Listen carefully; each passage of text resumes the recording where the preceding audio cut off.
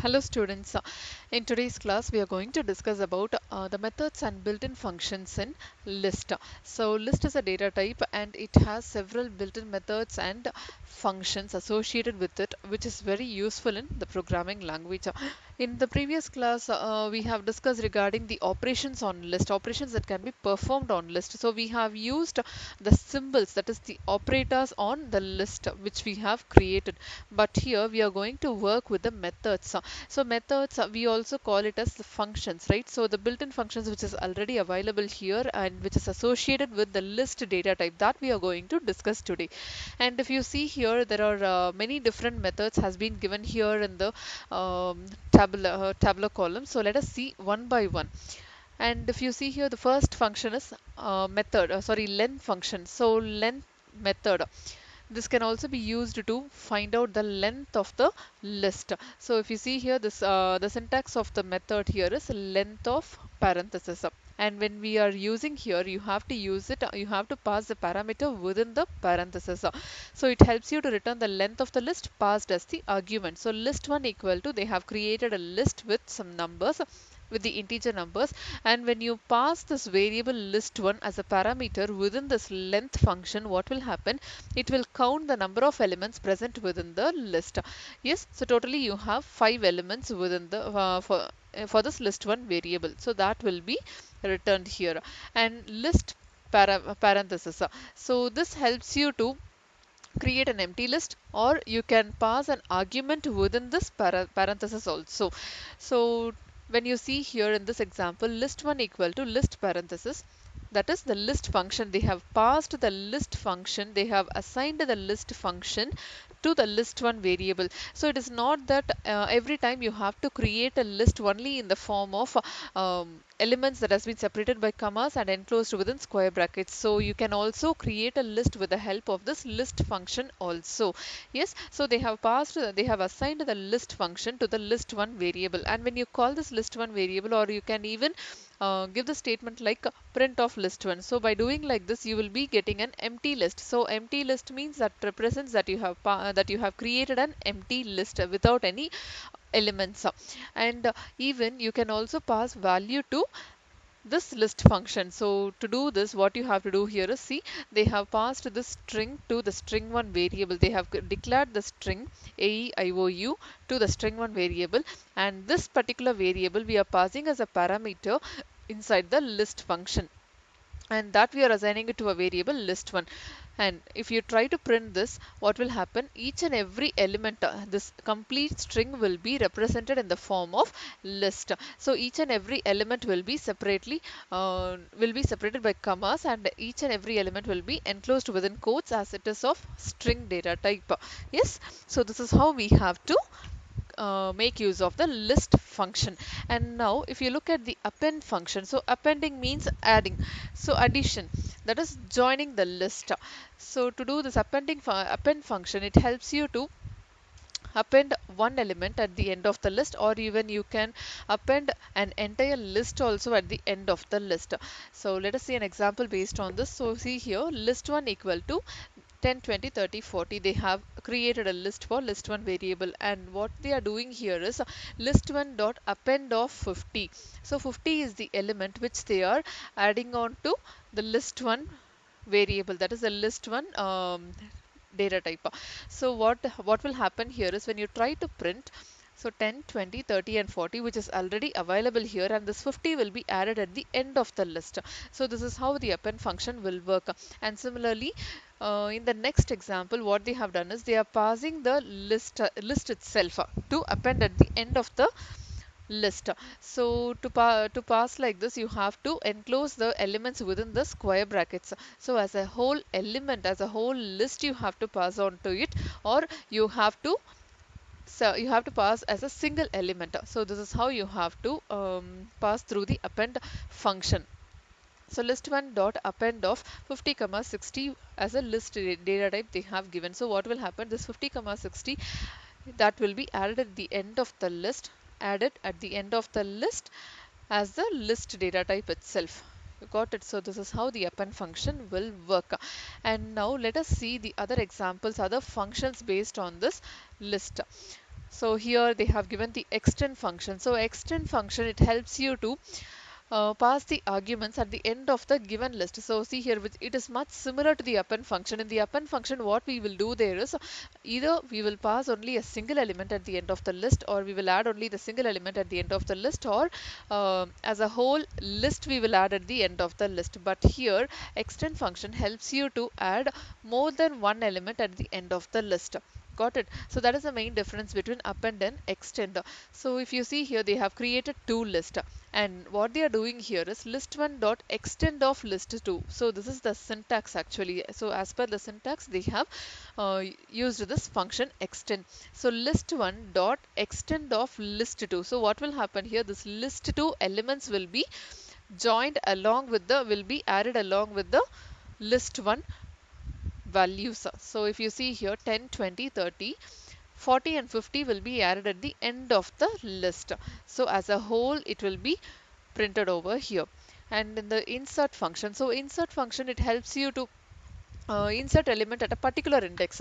So to insert element at a particular index, we have to make use of this insert function, right? So if you see in this example, list1 equal to, they have created a list, followed by that list1 dot insert of 2 comma 25. So this 2 comma 25 is the parameter actually that they have passed on inside the insert function. So 2 is the index position, and in the index position 2 I have to insert the value 25. So this 25 represents the value, and this 2 is the index position. So in the index position 2, if you see here, what value is there here? 0, 1 and 2. So value 30 is present in the index position 2. So in this place of 30, what will happen? 25 will be replaced here, and 25 will be fixed here, and what will happen? This 30 will move on to the next position. You got it? So if you see in this example, see, once you give this function, and after if you try to print, you will be getting the list like 10, 20, 25 in the place of 2, and 30 will move on to the next position, that is the next index position. And even you can insert value in the origin also, that is in the 0th position also. So 0 comma 100 they have given. So what will happen? This 100 will be inserted in the index position 0. Yes, and this 10 which is in the index position 0 priorly, that will move on to the next position, that is the next index position 1. So this is how it works actually, insert function. And next, count function. So count function, if you see, it helps you to return how many times a value has been repeated in a list. Yes, for example, if I'm going to give 5, how many times that 5 has been repeated in a list. So that will be printed. That count alone will be that count alone will be returned as the result. So here in they have created a list for the list1 variable, and if you give this function like this, list1 dot count of 10, so they wanted to count how many times the number 10 has been repeated. So if you see here, manually you can find out very easily if the number is going to be very short. But if you have very large numbers, but if you have so many numbers like 1000, more than 1000, you will find it a little difficult to count, right? So in that case, you can make use of this count function. So count of 10 I have given, and what will happen? It will return the result as 3. So 3 represents 10 has been repeated 3 times. And what they have done here is list1 dot count of 90. So 90, actually the value 90 is not present in the list. So what will happen? It will return the result as 0 because it is not there, it is not present in the list. So this is how it works. And now when it comes to find function, so find, actually it helps you to find the index position of the list.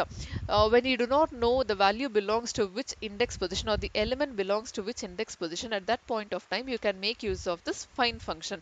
So if you see here, they are trying to utilize this function like list1 dot index of 20 they have given. So I wanted to find the index position of the element 20. Yes, so what will happen? The index position of element 20 is 1. So that 1 will be returned. And if I try to find the index position of the element which is not present in the list, what will happen? It will display an error stating that the current value is not in the list. That is 90 is not in the list. Yes, so this is how it works. Now Let us see the difference between pop and remove. Actually, pop and remove, both these functions helps you to remove an element from the list. Yes. So the only difference between these two things is, so pop function, you will make use of the pop function when you know very well about the index position of the elements. So by using the index position, you can delete the elements from the list. So for that purpose, you will make use of the pop function as well. The element which you are deleting, that particular element will be returned here, that this particular element has been deleted. So the element which you have deleted, that will be returned as a result even.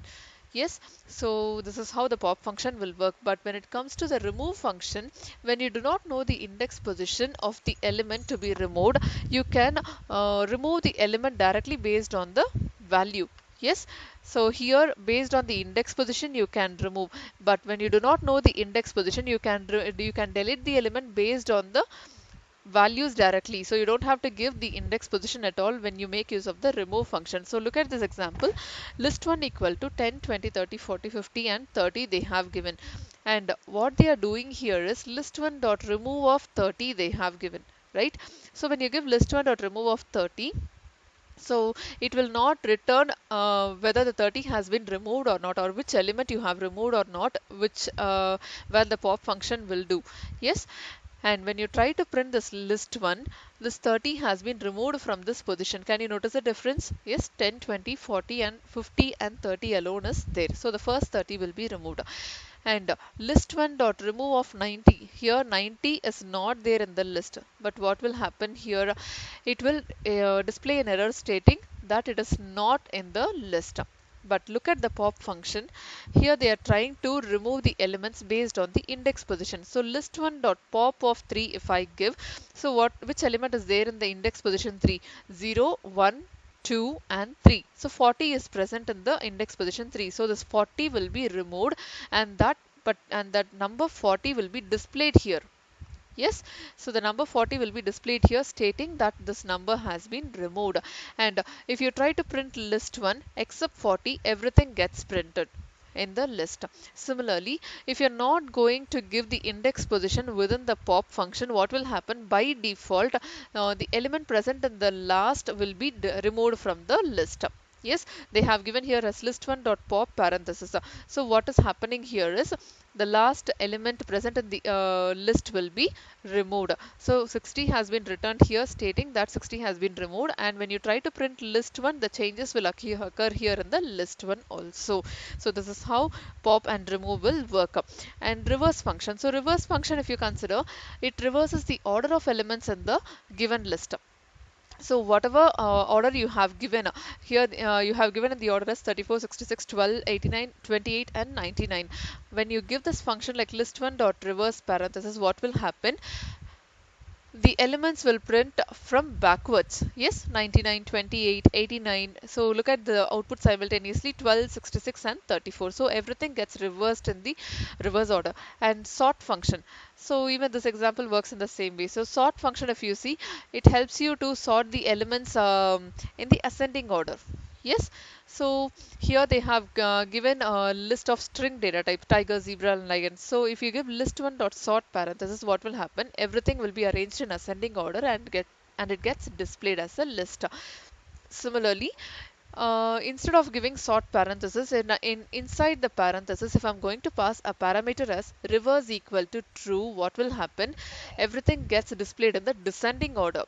Yes, if you give only the sort function along with the variable, everything gets displayed in the ascending order. But if you give reverse equal to true as a parameter within the sort function, everything gets displayed in the descending order. So this is the difference. This is how you have to make use of the sort function. Now sorted. So actually sorted, if you see, here you will not make use of the dot operator. Here for all the above functions we have used the dot operator to make use of the function which is associated with the list. But here in the sorted function, what you can do is to arrange the elements in the ascending order. Yes, you can make use of the sorted function, and you can pass the list as an argument inside the sorted function. Yes, so this is how you will make use of this sorted function, and what they are doing here is sorted of list 1 they have given, and they are passing this to, they are assigning this to which variable? List 2 variable. So only in the list 2 variable the changes will be reflected, but in list 1 everything will remain as such. So see here, list 1 we have created a list, and that if you try to print list 1, it will get printed as such. And what we have done here is sorted of list 1 has been assigned to list 2 variable. So it will sort the list 1 elements, and that will be assigned to list 2 variable. So when you try to print list 2 variable, here the elements will be displayed in ascending order. So this is how it works. And minimum, maximum and sum, if you see, to return the minimum number in the list, you make use of minimum of list 1. Similarly, maximum of list 1 if you give, the maximum number will be returned, and sum of list 1 if you give, all the elements present in the list will be added together, and that sum will be returned here as the result. So this is how all the built-in functions associated with the list will work. I hope you understood this concept, and let us see a program based on this append function. So if you see here, definition main parenthesis colon. So this represents you have defined a function. Yes. So main is the function name and def is the keyword. So here, followed by the function, what we have done is they have created an empty list for the variable L. Yes, they have assigned a empty list for the variable L, and for the variable N, what we have done here is we have given a statement total number of values in list. To convert into integer data type, we have used int function here, and I equal to 1, which is the control variable. Yes, for the incremental purpose, we may make use of this, and then while I less than or equal to N. So look at the output simultaneously. First, this particular statement gets displayed total number of values in list. So total number of values, if you have to give the main function which we have given there, only then this particular statement gets executed, because everything we have given within the function, right? So we have to call this function over there in the shell environment. So total number of values in list I have given 5. So I need only 5 elements to be displayed in the list. So like that I have to give. And then I less than or equal to 1. So value of I is 1. 1 less than or equal to, the value of n is now 5. So 1 less than or equal to 5. That is the first condition. Condition is true now. So followed by that, when condition is true, it will get into the loop, and what will happen? Enter the element will be displayed here. So you will enter the element 10 now. Now it will check whether 10 modulus 2 is equal to 0 or not. Yes, 10 modulus 2 is equal to 0. Condition is satisfied, right? So when the condition is satisfied, it will enter into the loop, and what will happen? It will enter into the condition.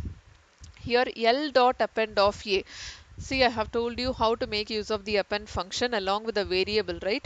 So L dot append of A means in the place of A you have the value 10, because it is equivalent to 0. So that 10 will be appended to the list which we have created, that is in the empty list. That's why we have created the empty list actually. So in this empty list 10 will be assigned now. So 10 will be placed in this empty list. So that's why L dot append of A, and followed by that it is the incremental part, I equal to I plus 1. It will move on to the next iteration. So 1 plus 1, it will become 2. So 2 less than or equal to n. If we work here, what will happen? Condition is true again, and the next element is 5. So it will check with the condition 5 modulus 2, it will not be equal to 0, right? So what will happen? Again it will move on to the next element. Again it will ask you to enter the next element, because it will not enter into this indentation also. The condition is false here, right? So it will ask you to enter the element. So the next element is 3. Again 3. 3 is not equal to 0. Again you will enter the next element 2. So 2 modulus 2 is equal to 0, right? Condition is true. So what will happen? So 2 will be appended here inside the list. Right, 2 has been appended. See, and now again increment. It will increment with the next part. So 2 plus 1, it will become 3. So 3 less than or equal to n. Condition is true. So it will ask you to enter the element. Yes, in the next element 6 has been given, 8 has been given, 16. So continuously it will work with the next loop. So whichever condition has become true, that element will be appended here to the list. Yes, and once the iteration has been exhausted, it will come out of the while loop, and finally the statement following the loop will be printed. So print of L has been given. So whatever elements has been allocated here in this empty list, that will be printed over here like this. So this is how this program works. So I hope you understood all the concepts related to the built-in functions in and methods and list. Thank you, children.